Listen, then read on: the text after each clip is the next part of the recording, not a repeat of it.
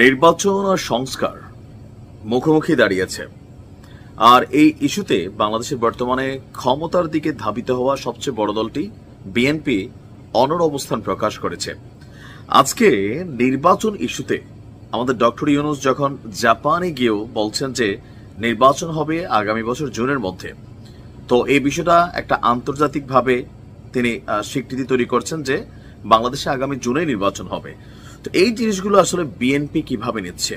আর এই প্রথমবারের মতন অন্তর্বর্তী সরকারকে পাত্তা না দিয়ে এক কি বলা হয় এটাকে, ধরেন আলটিমেটাম বলবো নাকি আসলে কি বলবো, বিএনপির এই মুহূর্তে যারা আলোচনায় আছেন এর মাঝখানে আছেন বিএনপির ভাইস চেয়ারম্যান শামসুজ্জামান দুদু।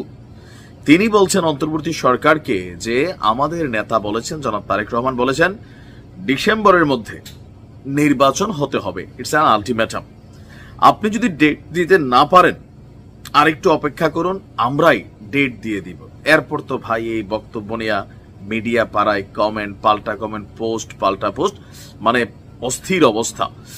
আজকে গণতন্ত্র এবং বাক স্বাধীনতায় প্রতিষ্ঠায় জিয়াউর রহমান শীর্ষক খুলনা মহানগর বিএনপির আলোচনা সভায় এই কথা বলছেন তিনি বলছেন, আপনাদের যারা কর্মচারী এখানে পুলিশ প্রশাসন যারা দেশের মানুষের অর্থে চলে, আর সেখানে আপনি যদি নববধূর মতন আচরণ করেন তাহলে আমরা কি করব?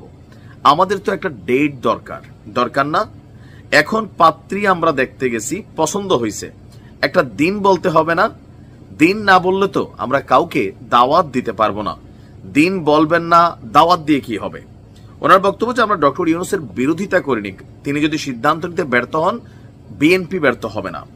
তারেক রহমান চূড়ান্ত কথা বলেননি, যখন তিনি চূড়ান্ত কথা বলবেন তখন সারা দেশ স্থবির হয়ে যাবে, সেদিন বসবেন। এবং তিনি মনে করিয়ে দিয়েছেন যদি বিএনপি 17 বছর আন্দোলনে না থাকতো, 1 মাসের আন্দোলনে শেখ হাসিনা সরকারের পতন হতো না। আমরা যে আন্দোলন নিয়ে গর্ব করি